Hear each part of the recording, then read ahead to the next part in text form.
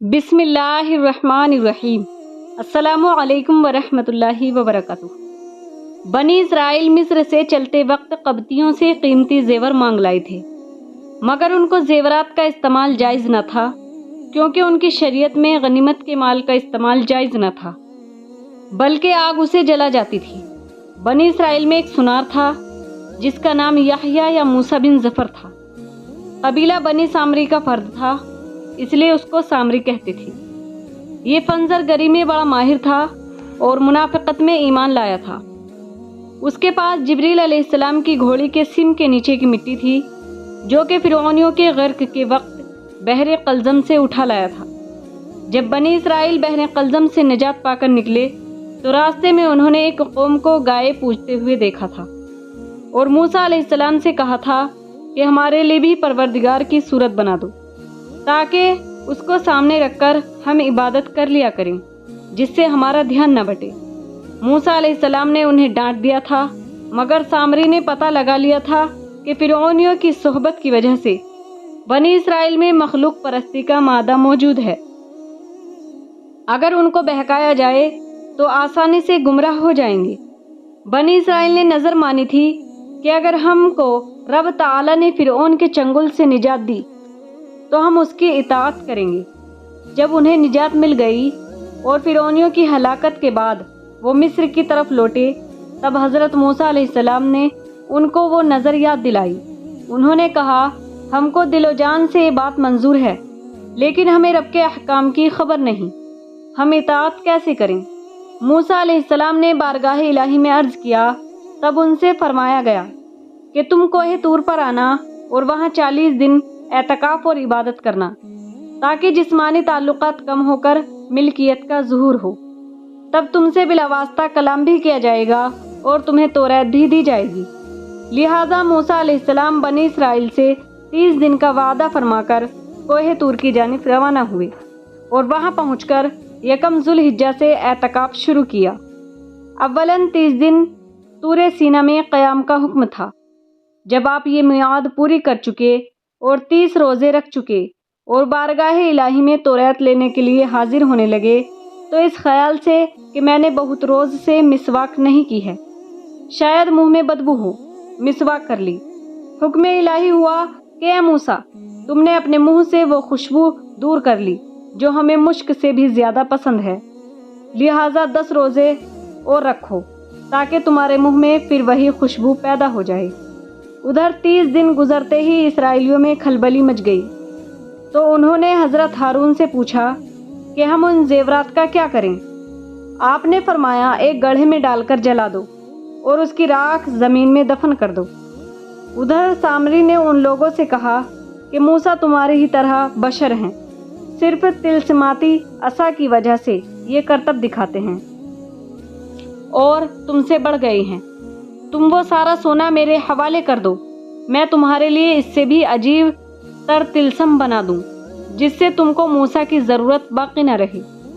یہ بھی کہا کہ موسیٰ وفات پا گئے ہیں، اگر زندہ ہوتے تو اب تک آ گئے ہوتے۔ اسرائیلیوں نے سارا سونا سامری کے حوالے کر دیا۔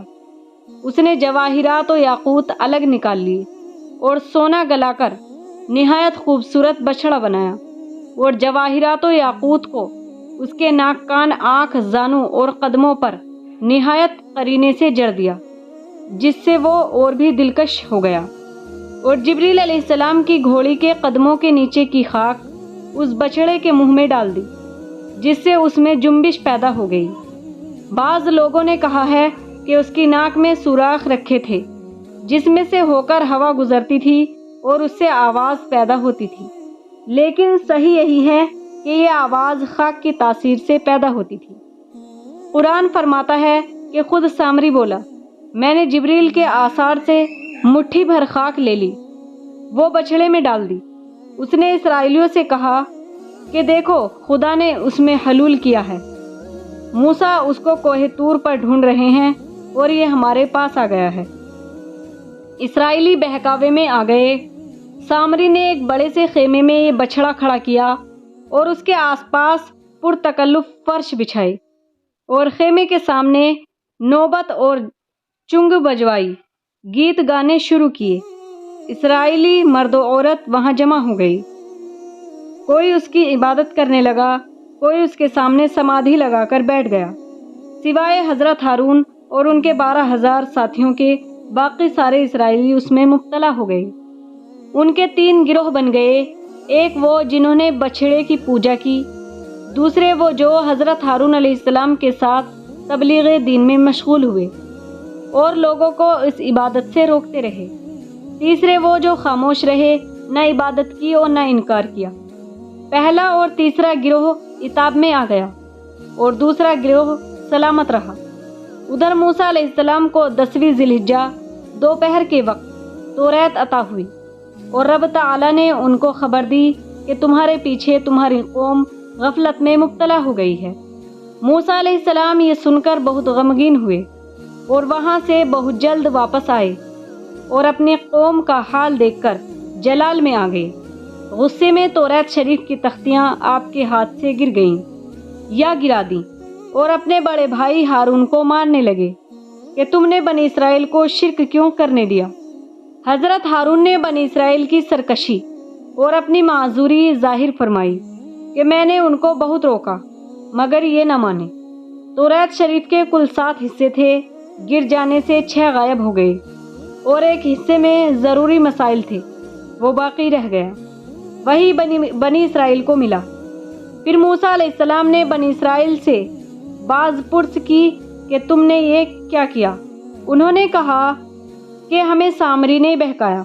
آپ نے بنی اسرائیل کو توبہ کا حکم دیا اور سامری کو بددعا دی اور بچھڑے کو جلا کر اس کی راکھ دریا میں پھینک دی۔ بعض اسرائیلیوں کو بچھڑے سے ایسی محبت ہو گئی تھی کہ انہوں نے تبرک کے لیے دریا کا پانی چھپ کر پیا جس میں راکھ پھینکی گئی تھی، جس سے ان کے ہونٹ کالے پڑ گئے اور پیٹ پھول گئے اور ان کی توبہ قبول نہ ہوئی۔ حضرت موسیٰ علیہ السلام نے بچھڑا پرست اسرائیلیوں سے فرمایا، تم ظالم ہو چکے ہو، لہٰذا توبہ کرو اور اپنی جانوں کو قتل کے لیے پیش کر دو۔ انہوں نے کہا کہ ہم رب کے حکم پر راضی ہیں۔ تب موسیٰ علیہ السلام نے ان سے فرمایا کہ مجرمین بغیر ہتھیار اور بغیر خود اور زرہ کے باہر آ جائیں اور اپنے دروازوں پر 2 زانو بیٹھ جائیں اور اپنے سر زانوؤں پر رکھ لیں اور تلوار اپنی گردنوں پر لیں۔ نہ کوئی اپنا زانو بند کھولے، نہ تڑپے، نہ ہاتھ پاؤں مارے۔ اگر کسی نے آنکھ کھول کر بھی قاتل کی طرف دیکھا یا اس کی تلوار کا وار اپنے ہاتھ یا پاؤں پر روکا تو اس کی توبہ قبول نہ ہوگی۔ جب یہ سب لوگ راضی ہو گئے تو موسیٰ علیہ السلام نے حضرت ہارون علیہ السلام سے فرمایا کہ ان 12,000 آدمیوں کو حکم دیں جو بچھڑے کی پوجا سے محفوظ رہے تھے کہ ننگی تلواریں لے کر ان بندھے ہوئے آدمیوں کے پاس جائیں اور انہیں قتل کرنا شروع کر دیں۔ چنانچہ اس پر فوراً عمل کیا گیا۔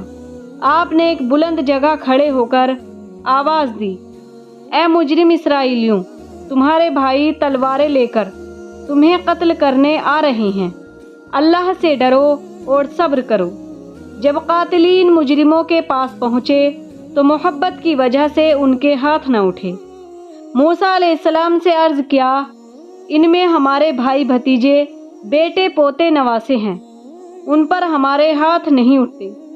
تب ان پر ایک سیاہ ابر چھا گیا جس سے سارے میدان میں اندھیرا ہو گیا اور کوئی کسی کو نہ دیکھ سکا۔ حکم ہوا، جاؤ اب قتل کرو۔ چنانچہ ایک دن میں، اور بعض روایتوں میں ہے کہ 3 دن میں 70,000 آدمی قتل ہو گئے۔ تب بنی اسرائیل کے بچے اور عورتیں موسیٰ علیہ السلام کے پاس آ کر شور کرنے لگیں کہ اے موسیٰ، رب سے رحم کی درخواست کرو۔ حضرت موسیٰ اور حضرت ہارون ننگے سر عاجزی کرتے ہوئے میدان میں آئے اور عرض کیا، اے مولا، اسرائیلی ہلاک ہوئے جا رہے ہیں، اب ہم رحم فرما۔ وہ سیاہ بادل ہٹا اور حکم آیا کہ اب قتل بند کر دو۔ سب کی توبہ قبول ہو گئی، ہم سب کو جنت دیں گے۔ ویڈیو اچھا لگا ہو تو ویڈیو کو لائک کریں، زیادہ سے زیادہ شیئر کریں اور ہمارے اس چینل بیوٹی آف اسلام کو سبسکرائب کریں۔